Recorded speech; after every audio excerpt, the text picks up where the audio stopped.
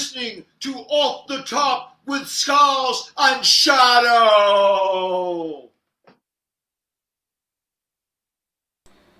Hey guys, what's going on? Welcome to Off the Top with Shadow and Scowls. We're going to be doing a review show of last night's AEW Revolution. How's it going, Shadow? Oh man, it's great. That pay-per-view last night was something good, man. I'm telling you. Yeah, I mean, I enjoyed it from top to bottom.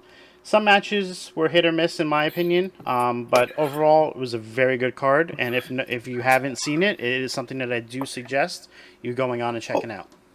That's the thing with pay-per-views, right? Like some matches are there just to be there, and some are there to be what they were last night. And they had a mixture of both, which I thought was good. So it wasn't oversaturated by any means of the word. So I know you were telling me before we jumped on the show that you really didn't see much of the pre-show. No, So I was busy. So I mean, this will just be you discussing, and I'll just kind of. I'll just give a quick rundown of the buy-in matches, and then we'll move on and get to the main card. So the first match that started the night was the singles match between legit Layla Hirsch and Chris Statlander. Overall, I felt this match was all right. I mean, it went less than 10 minutes. It did what it was supposed to do. It furthered the feud between these two, and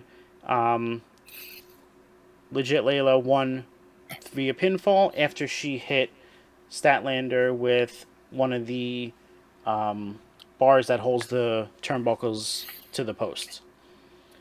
After that, we went to the Hook versus QT Marshall match. Very quick. Hook got his moves in. Marshall really didn't have a lot of offense. Hook defeated him with the submission move. End of match. That's pretty much how all of Hook's matches have been so far, so it's par for the course. They will eventually give him some more time, but it's just not that point yet. Now, I mean, I've seen a little bit. Sorry to cut you off there. No, go ahead. I've seen a little bit of Hook, just on Rampage or Dynamite, and I think he's going to be something good. But I'm glad they're not. Oh man, excuse me, that pizza's come back up. I think Hook's going to be good in the company, or even just in wrestling in general, wherever he goes, whether it be stays with AEW, which he probably will, or new promote. We don't know. Future's untold. But Hook looks promising, and it's exciting to see him not being pushed hard because of who he is. Mm-hmm. It's also good for him and his psyche, just to kind of build up rapport in the wrestling industry. So I look forward to seeing what this kid can do. Yeah, I mean, he is getting hyped up because he is Taz's son and all, but it is good that he is getting the chance to do things on his own. I like how Taz doesn't kind of, obviously he can't ignore the fact that it's his son, mm-hmm. but he's not blowing smoke up his son's ass, which is nice to see. So, I mean, like I said, overall it was a good match. He did the red rum on Marshall to get the submission victory. He is using his father's submission, which is great. I love the fact that he's doing that. But, I mean, I just want to see more from him. I know he's still young and he's still green in the ring, but eventually he will get to the point where the matches will be longer and he will be able to do more. Right. And then we're going to come to the final match on the buy-in, which had the House of Black, Malachi Black, Brody King, and Buddy Matthews taking on Death Triangle, Pac and Penta Oscuro with Eric Redbeard. I caught a little bit of this, but it was towards the end, and commentators said Eric Rowan. I thought that was interesting. They always mess up. I mean, but he was Eric Rowan before WWE as well. Like, it's not just a WWE tag. Right. So he was Eric Rowan, then he joined WWE, stayed as Eric Rowan, and now he left WWE. He's now Eric Redbeard. Yeah. And it does take time to get out of saying somebody's name that you've known for the last 7 years or so. Like, Right. It's not that easy. You get used to calling it a certain way, and then it's this now. It happens. He did correct himself really quickly. So this match was actually really good. A lot better than I thought it was going to be. Um, I'm liking this new Penta. Not gonna lie, I like how he went back to being the dark version of him. I know his brother's not around right now because he is injured, but I'm kind of liking this, and I thought this match was great going back and forth. We had you're still talking. Yeah, you're still talking about the House of Black. Okay. yeah.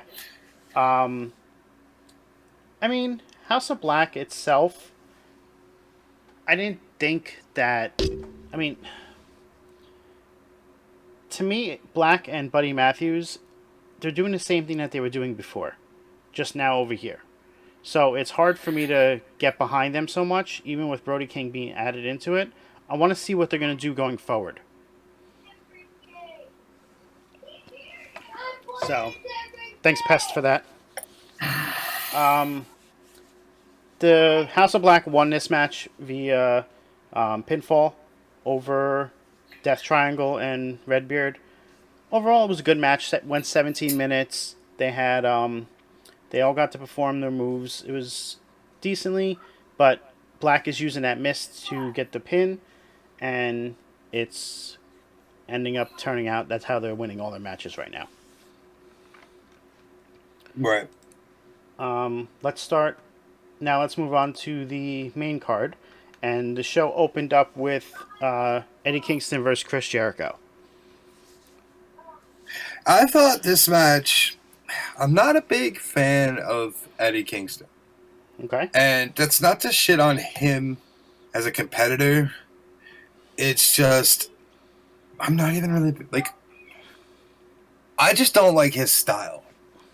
Because that style has come and gone in the world of wrestling.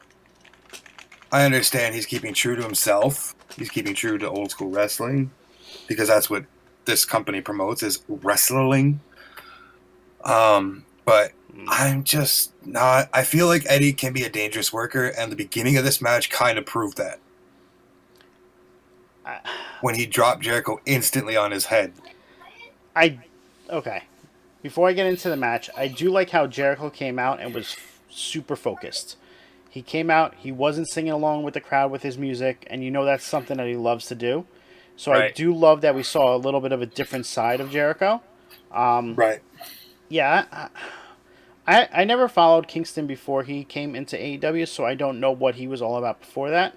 But some of his work has been suspect here, and we saw that right at the beginning of the match, like you were saying. Yeah, and to me, that's scary. Like, don't get me wrong. Obviously, Eddie Kingston is a legend in the wrestling business, in the indies at least. And Jericho is undisputedly he's Jericho. A legend across every promotion he's ever touched. Whether it be WCW, unfortunately, like he didn't have the greatest run, but you look back now, it was legendary. WWE, New Japan, like everywhere he's gone. Mm-hmm. It's gold, right? And he finds a way to reinvent himself constantly. But I just didn't like the fact that you have two old men in there. And the first thing you do is, I mean, I'm sure that spot was supposed to be safe. I mean, anything could have gone wrong. But I just didn't like the way it looked to start the match. It looked like Jericho was rocked for the first 3 minutes of that match. Yeah, I don't know. It didn't look like he knew where he was. I don't know how it affected the rest of the match, but it definitely could have. I'm sure we could find out if something happens afterwards, if he was legit injured and then wrestled the rest of the match after being so. But we'll have to wait and see. Right. Kingston ended up winning this match via a submission, which I thought was pretty cool. I like how he kept putting the pressure on him and he kept going back and then wrenching it back again. It was showing that he wasn't giving up, and then Jericho finally gave in after about the third or fourth time. Yeah. It was a great back and forth match, really. It was. And then you had the little tidbit at the end when Kingston wanted to shake Jericho's hands, and Jericho wouldn't.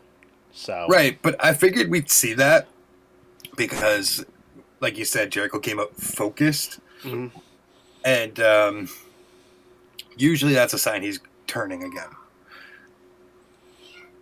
And if it is that he's going to heel, because you can't argue that Eddie was the babyface match. Like, everybody was behind him, right? Mhm. Other than the entrance of Jericho, which no matter what you sing with, it's just the way it goes. Right. So Jericho's naturally the heel here, and he gave off the heel tendencies, which was amazing. And you knew when Jericho said, "Oh, I'll shake your hand" at the end, that was a bullshit story. Because Jericho is Jericho. Why is he going to shake the hands of some rookie legend? Right. Or not rookie, indie legend. He's a god. He's a demo god. Well, You know? so-called demo god. Le champion. Like, he's Chris Jericho. I mean, I'm 30 years old, and I've watched this man wrestle my entire life. So Yeah, it's safe to say that you've actually grown up with Jericho. I have. I've In watched the the wrestling evolution business. of Jericho. So overall, I thought this match was really good. It was a great opening match. It got the crowd into it big with Jericho's music hitting. If I was gonna rate any of the matches on the regular card, this one probably would have given me about a 3.5 out of 5. I go with a solid 3. 3, I think, is where it needs to be. And it wasn't long either, which was nice. Like, No, it ran just under about 15 minutes, which was good. Yeah, it ran under 14 minutes.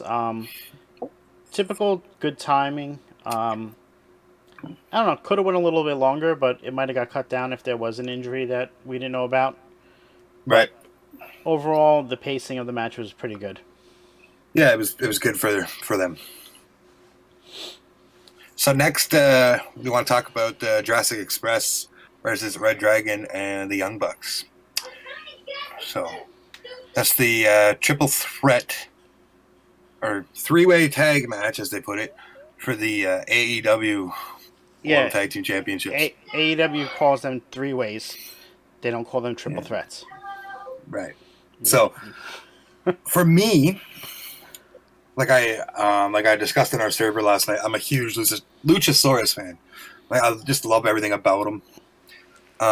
Obviously, if you followed along in the podcast for over the last year, or you're new here, I'm also a fan of quote-unquote Undisputed Era, which is Red Dragon. And again, I like the Bucks too. So this match was just great for me to watch. But the storytelling in this match is setting up for some long-term story. Jurassic Express defended, so they'll move on to somebody new, most likely. But we'll see the Bucks and Red Dragon move into a more prominent story, I believe. Because there was a lot of stuff that happened last night that opens it up for some really good stories. I mean, you know me. I'm not a big fan of the Young Bucks. I know you're not about the kicks and flips. I don't like their wrestling style. To me, they do the same thing over and over the entire match. Right, they're trick ponies per se. What I will say is this match had action from start to finish. There was something going on. Everything was developing. There was great storytelling throughout the match. I love the way that Jungle Boy was doing some of these moves the one where he climbed up the ropes, did a Hurricanrana off the top rope right into one of the other Young Bucks to do a backside suplex. Like, right. Just the transitions from move to move in this match was great between all three teams. Yeah, it was fluent, which you don't see in that kind of match. I'm excited. I'm curious to see what's going to happen between Red Dragon and the Young Bucks. But Jurassic Express needs to move on, get away from them, and give somebody else a chance at these belts because the Young Bucks and Red Dragon don't need to be near this. I have a theory that I brought forward last night in the Discord about this. Okay. Is Jurassic moves on, and somebody else had said they need to go up against another team first. That's fine. But my theory is, and you already crapped on it a little bit, is Jeff Hardy's going to show up Wednesday. See, guys? See? I love Jeff Hardy. Anyways, Jeff Hardy's going to show up on Wednesday. Matt and him are going to start, I don't know, maybe mocking or something of Jurassic Express. They're on the expedition of gold again, per se. And really, if they captured the AEW, they've captured every championship. At least in North America. I don't think they ever claimed New Japan's. I believe they have. I'm not 100% certain, but if they did, I think they might have. But Because I think they might have been New Japan champions before they came back to WWE. I think before they came back to WrestleMania. But I mean, I love Jeff Hardy. I'm all for that. I know you're tired of seeing WWE guys go. No. I think Matt is done. Matt just needs to stop wrestling. I'll get through that later with the other match. But okay, so I'll continue my point on that then when we get to that. Yeah.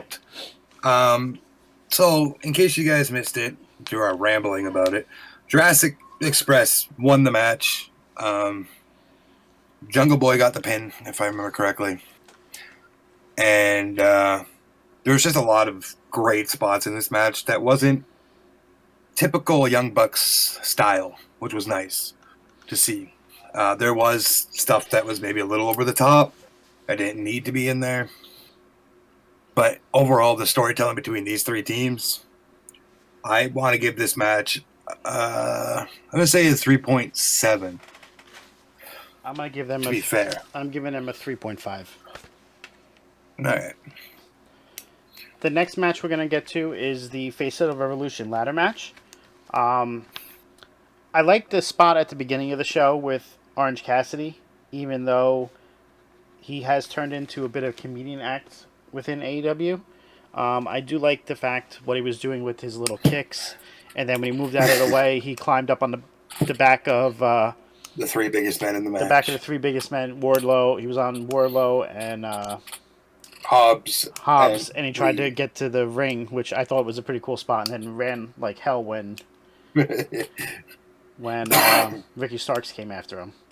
But this match has some good spots. There was a lot of the high-flying spots, over the top rope, out of the way. We see Keith Lee throw Orange Cassidy, I want to say, at least 7 feet from the ring to the ramp. Yeah, I mean, that was crazy. Pretty insane. The spot with Wardlow, Keith Lee, and Powerhouse Hobbs at the top of the ramp by the commentators, the announcers table, was pretty cool. I didn't like that spot too much. I didn't like the fact because then you knew those two were out of the match. Right, but I feel like I can understand what they were going for, but I feel... Because if you watch it back, Hobbs, I know it's Powerhouse Hobbs, but Hobbs takes the leap first. It's almost as if it's a botch because Lee doesn't take the timing the same as Hobbs does. And Hobbs goes through first, and then Lee just hits the ground. Like, it was a bad spot overall when you're looking at it in slow-mo. Mm-hmm. Or even just slowed down.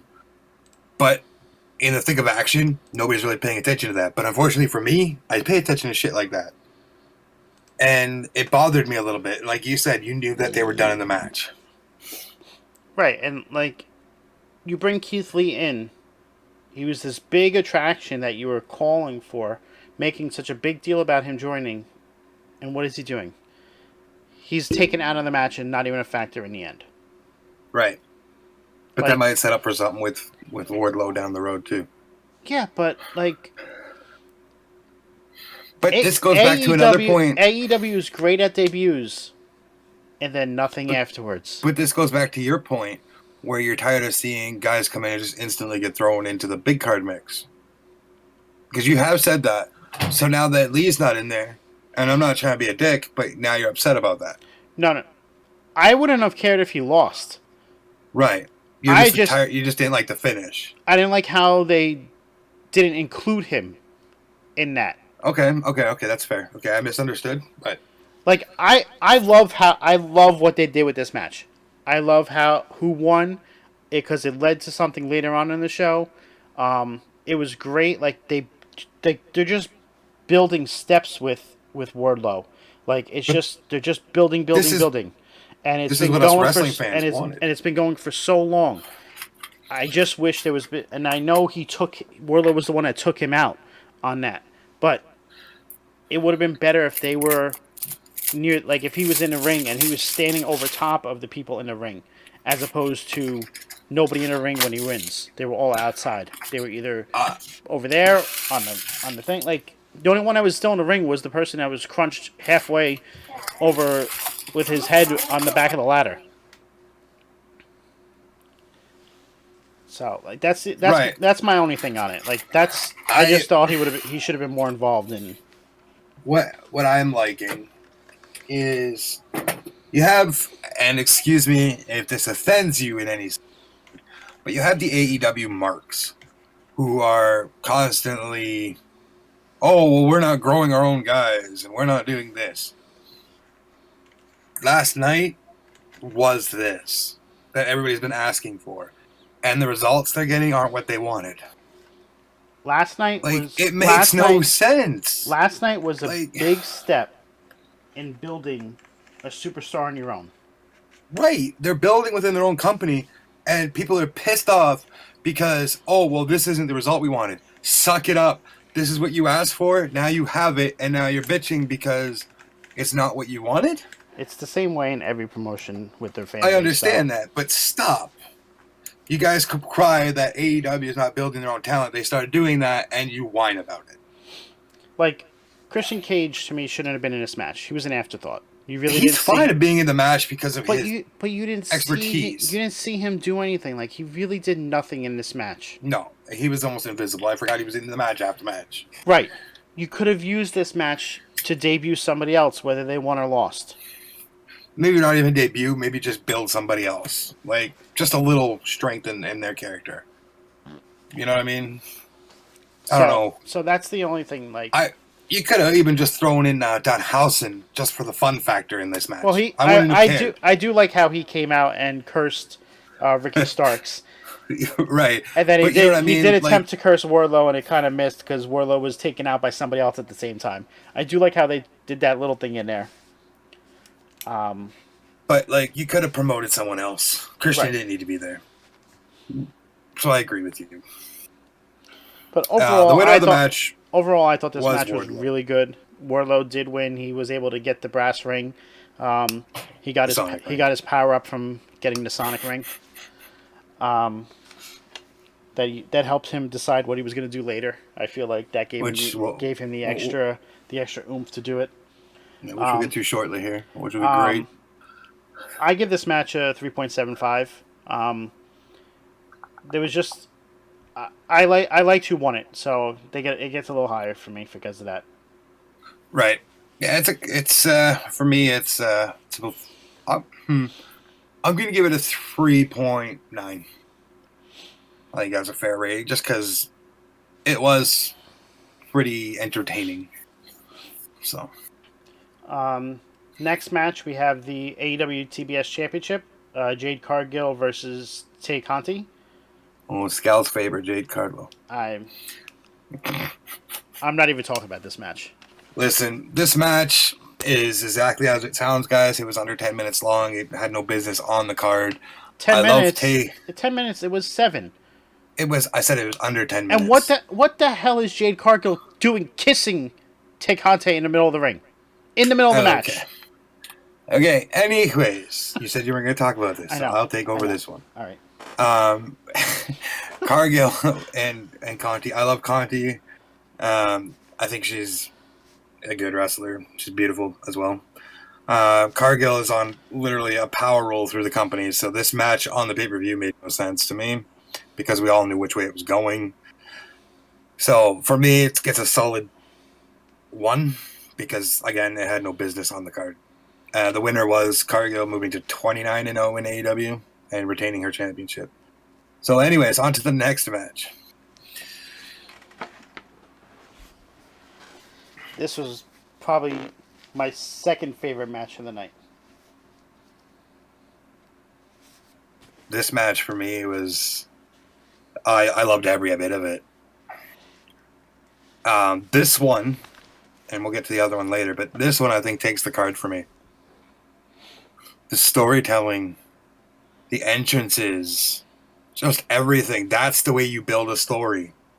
And the story leading up to last night, and then last night, like before I even get into details of this match to me was a 4.5. Can't give it a 5 because I'm not Meltzer and I don't hand out 5s. But this was a 4.5 match to me. I do like the little touch that he did by using his old entrance gear, his old ring entrance, everything. I thought that was very fitting for what just happened this past Wednesday. I do like the trolling by MJF because Hold on, you like something by MJF? I like the trolling. That's it. Yeah, I know, but you liked something he did. Yeah, everything else I heard. Right. It's the classic. I'm gonna play the other person's music and then I'm coming out to it, and it was great because Punk used a different music. And I think that's why it worked so well. Right. Otherwise, it wouldn't. It would have fallen flat. Correct. But this match started off very slow. Very slow. It built well. The first 10 minutes were tough to watch, in my opinion, but after that, the way they did everything, it just made sense and it just flowed. It was good. Like I said, this was one of my top 2 matches on the card from last night. This match definitely was that slow burn to a great finish. Like, it definitely... And I said it last night, I said it on Twitter, I said it in the Discord. That's how you tell the story. And these two... Yeah, I know Punk's like 50 years old at this point, and MJF is coming up. Hate him or love him, this match will go down as one of the best matches of the year in AEW. I wouldn't go that far, but I said AEW. I didn't say all wrestling. I said AEW. I still won't go that far. I will, and I'll stick to it. Because we're only 3 months in. Yeah, that's fine. The blood factor, I'm sure there might have been bleeding. There had to have been with the amount of blood that was spewed. Of course there was. That's what AEW does. But to me, that brought back flashes of the 90s for me and early 2000s, and I live for these kind of matches. Maybe not the dog color part, but like the blood and guts like everywhere, like the mat's covered in blood, like faces of crimson, like, oh man, like I don't even know. I was excited watching it. I was glued to the TV watching it. I recorded some of it on my phone. Don't sue me, AEW. It just all around was amazing. This match left you exhausted as if you were in the match. Yes, it definitely did. And they put the perfect match right after because I didn't care about it because you knew who was going to win that one. But overall, this match to me I gave it a 4.25, and I was very happy that CM Punk beat MJF. Very happy. Right. I would have been fine with either outcome, but it made sense for Punk to win this one, and I've been against Punk winning matches against the younger talent, and I've expressed that before. Right, because he's just come in and... Right. Right. Okay. But I'm okay with Punk winning. But I would have been made sense good here. with MJF winning as well. Like, either way, you got a great match out of them, but this also sets up for maybe something in the following weeks just to finish out the story. Like, that was the end of the story. Like, they're not going to wrestle anymore. But that ends... This will wrap up in the next week or two, because MJF will come out Wednesday and say some more shit. Mm-hmm. Because, Wardlow coming out at the end of this match and helping, quote-unquote, MJF, but forgetting the ring. Right. Really screwed with him. And Punk giving the good old punch in the face with the ring was just perfect ending to that match. Oh, I agree. Which also, in turn, looks like Wardlow will be separating from MJF and becoming babyface within AEW. Well, it all started when MJF did say to Wardlow, when you win that TNT belt, it's mine. Right. And, that was the last straw for him. And I just thought it was pretty good on how they did it last night. It just it was all around. It was great. The symbolic way that they did it. It was well done in my opinion. Quote unquote passing of the torch as well, in a sense. Okay. So we've said what we had to say about that match. We hope you guys have a similar opinion. If not, that's fine. Leave some comments. Love to hear. This next match. The next match is the AEW Women's Championship match with Britt Baker versus Thunder Rosa. Excuse you. Britt Baker, DMD. Yeah, she doesn't deserve that because she's trash. Okay. Anyway, continue. They unveiled a new belt, which got to be one of the best looking belts there is for the women.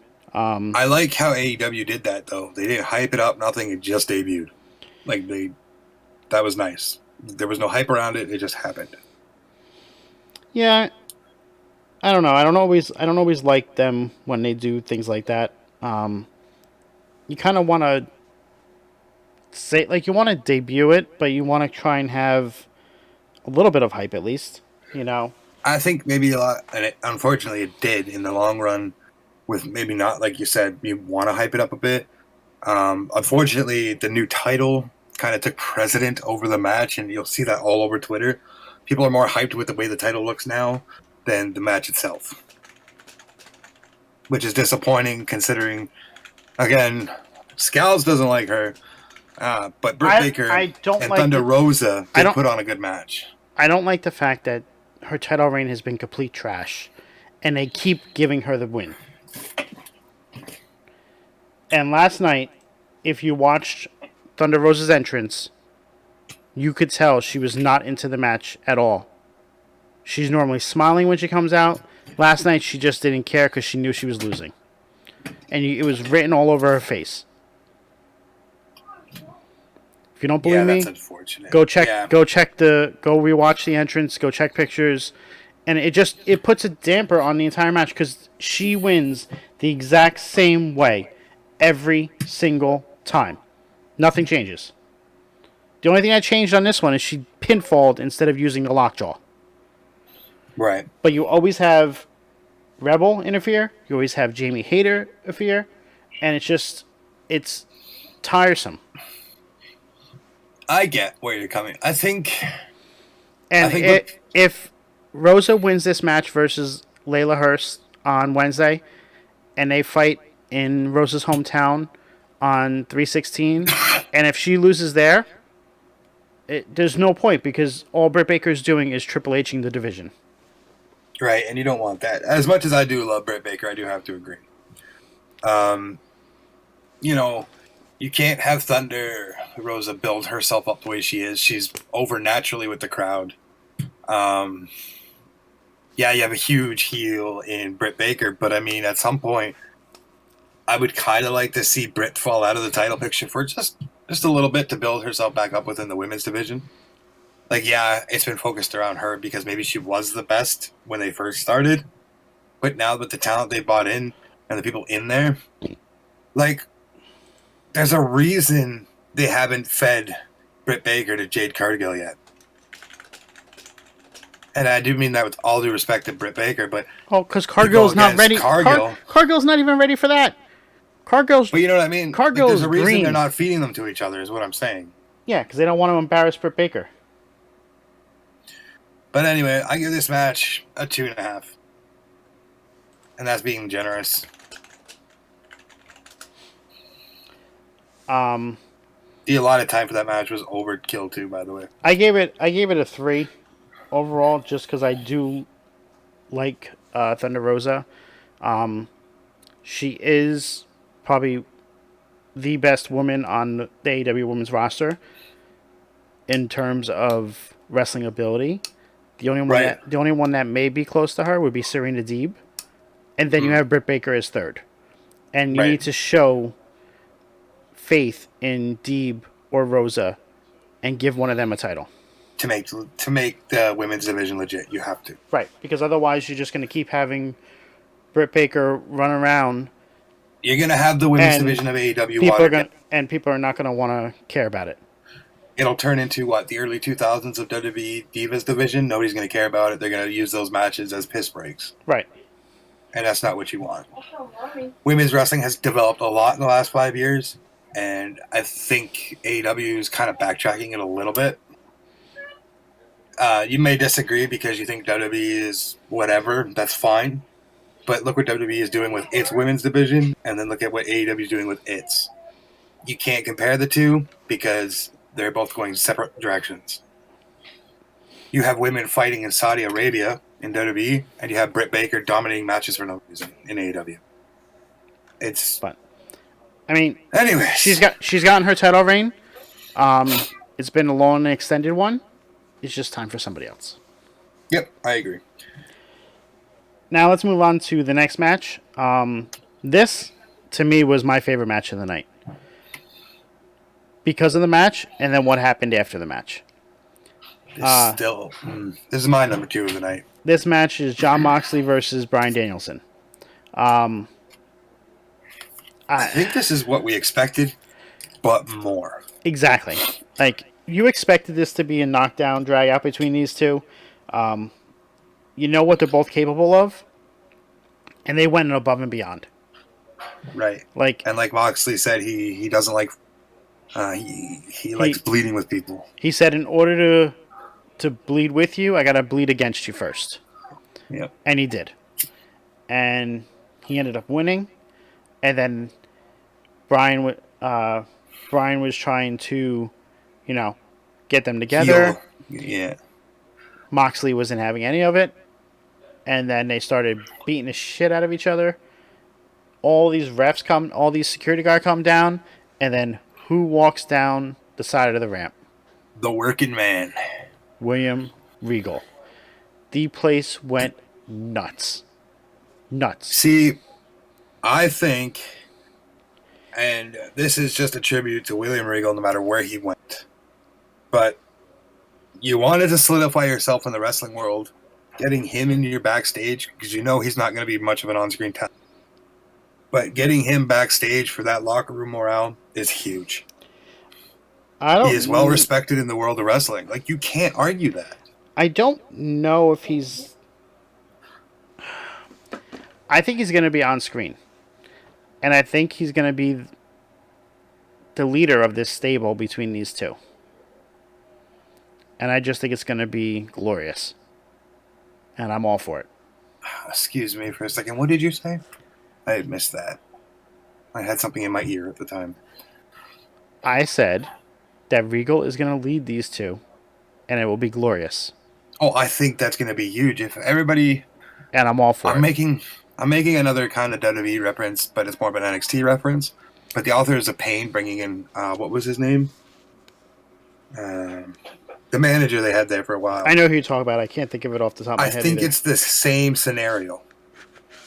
That it's the same presence having a veteran in their corner like that. Mm-hmm. Like, it's not the same as like Arn Anderson or anybody there, because everybody already knows what they're capable of. I mean, we know what Regal's capable of as well, but I think if those three manage to make a stable within AEW, I think we could see some really good programs.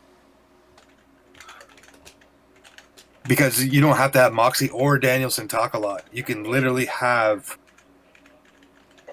Regal say 3 words the entire night, and it's still going to have you like, what's going to happen? What's going to happen? Because you have a Lewis Cannon and Moxley, and you have a well-rounded wrestler in Danielson. But for me, this match is my number 2 on the night. And I'm going to give it a 4.6. I'm giving this one 4.5. Okay, and the winner was, in case y'all missed it, Jon Moxley. So the next match we have is Darby Allin, Sammy Guevara, and Sting versus the Andrade Hardy Family Office, which had Andrade, Matt Hardy, and what is it? Isaiah? Isaiah Cassidy, and with Jose the assistant. I'm not a big fan of these big matches, tornado styled, because I feel like there's action all over the place. While it's great for the in-arena crowd, it's terrible for the people watching on pay-per-view. I really didn't enjoy the match. The only part of this match I enjoyed was a 63-year-old man, Sting, jump from a tunnel top through a table. Yeah, I didn't really That even was- enjoy that either. I think that was the highlight of the match. He almost overshot the table, hit his head on the second one. Right. You have Sammy Guevara doing a Spanish fly off the top through two That tables, didn't look good at all. because he missed them. overshooting the first table, overturning, and almost completely, and neither table broke. It's Yeah, just that was just... It was botch city, unfortunately. Matt Hardy looks like he's should have stopped wrestling 10 years ago. Darby Allin missing his coffin drop did not look good either. Well, no. He didn't miss it. Matt Hardy rolled on his side. Okay, my bad. You know what I mean? It looks like a 'Cause miss. It does. It does. It makes Darby look bad because Matt rolled on his side when he was too far away from the corner anyway, and Darby Allin still reached him. Yeah. And you know what? This match to me just wasn't where it needed to be. And like you said, you had some things to say about Matt Hardy finishing up. And my opinion is I believe this is the last. I think we'll see another about 6-7 months of him just because with Jeff coming in. Well, he came over to AEW when? Beginning of the pandemic. Right, so he's there 2 years now. So Which means he's coming up to the end of his contract. which means he probably has a year left. Right. Because from my understanding was all of their original contracts were 3-year contracts. Right, and I think the way his was set up too, because Jeff's contract was up this year as well, would give him a year to work with Jeff in AEW to retire. I think that was the plan. And it needs to happen sooner than later. It does, and unfortunately, like you said, and I'll say, I love Jeff Hardy, but there's also a reason, guys, where he's bouncing around between companies through his entire career here. He is definitely a cancer in the locker room. Think about the way he just walked out on WWE. Yes, it was shitty of WWE to handle it the way they did. Yeah, but it was intentional also. It was very much intentional. So Jeff is a cancer within the locker room. Unfortunately, there's no way around that. He lives by his own rules. He's said it at signings. He's said it pretty much everywhere. I love the Hardys, but I've watched them for 20 years, and it's just time to go. Well, so this match was won by Darby Allin, Sammy Guevara, and Sting. I gave this match a 2. I'm gonna give it a 3. I wasn't into it as much. And if you guys know me, Sting is my favorite wrestler of all time. He's the reason I got into wrestling when I was younger. So it just, I don't know. He'll be 63 in 2 weeks. He needs to stop doing spots like that. And now, for the moment you all waited for, the Battle of the Atoms. Cole versus Page, Hangman versus Bebe for the AEW World Championship. I was more infatuated with the fact, at the beginning anyways, the crowd saying, "Let's go Adam. Adam sucks." Like, that was so great. The crowd was so alive in this final match of the night, which you don't see very often now, especially with a card with 12 matches on it. Yeah, I mean, there was some pretty dead spots by the crowd, so I think they saved their energy for this one. Right, but that's not something you normally see in a 12-match card anymore. There's energy in that main event. But I thought overall, the technique by both of them, the storytelling, Dark Order coming out, Red Dragon coming out, overall, you might agree, you might disagree. That's fine. But this match on paper and in technique was nearly flawless. There was a few spots where I think they could have done better, but in my opinion, it was damn near a flawless match. And it was the perfect storytelling. You had many false finishes. You had move after move. It was just go, go, go. Like commentary said last night, you didn't have like Cole going after a certain body part on Paige and Paige going on a certain body part on Cole.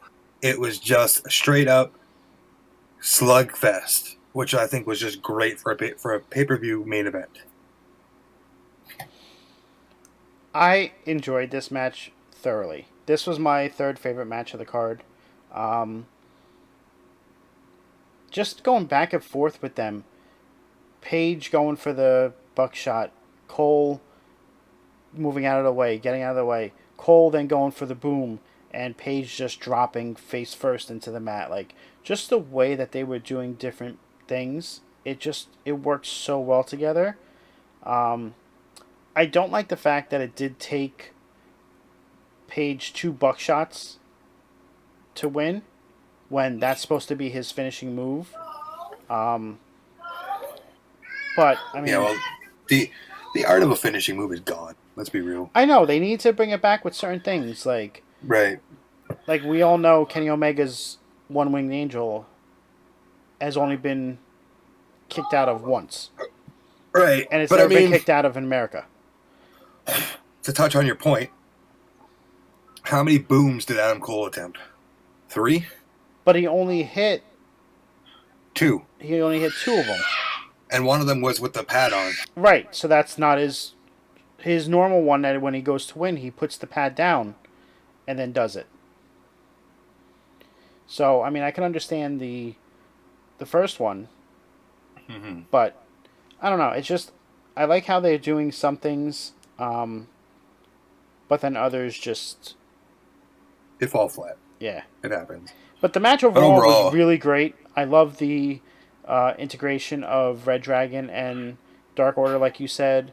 I don't like the fact that they didn't come back out at the end. I thought that would have been nice if they all ran back in the ring and celebrated with him. Right. That's the only thing that I thought I missed on this match. But overall, the match was very good. I give this match 4. Well, this is to me is high up there, so I'm giving it a 4.6. Most people that watch AEW understand Dark Order was led by Brody Lee. Nobody's going to take that place. And I'm pretty sure everybody is comfortable with that and that. But it's hard to dispute that Hangman has become the quote-unquote unnamed leader of them now. Just with the way everything flows with them. Mm-hmm. Which is okay, too, because I don't even think Brody would be upset with that, because Hangman is a great wrestler. And I did like the sign of respect and throwback to both their careers in Ring of Honor, with Hangman giving a handshake to Cole there, even though he was down. I think that was good. A lot of handshakes tonight, which I think just has to coincide with the fact that they absorbed Ring of Honor. Oh, that's something that was big with Ring of Honor? Yeah, they always handshake or mash and I never really watched Ring of Honor, so I wouldn't. I didn't catch a lot of it. Like I there was times where I'd watch it for like a month or two at a time. Stop. And just something I picked up here and there. That's how I knew about CM Punk before he came to WWE. Stuff like that. Like it's nothing fancy. It was mainly on late night cable back in the early 2000s when I caught it. So yeah. But overall, I thought this show was really good. If I'm gonna rank it out of 5, I definitely would give this show a 4. yeah, I agree. A 4 is a pretty solid number for this pay-per-view. There was definitely some hits, but there was also definitely some misses. And I think that's to be expected everywhere on any pay-per-view. I don't think it was the best pay-per-view ever that AEW has ever done. Far from it.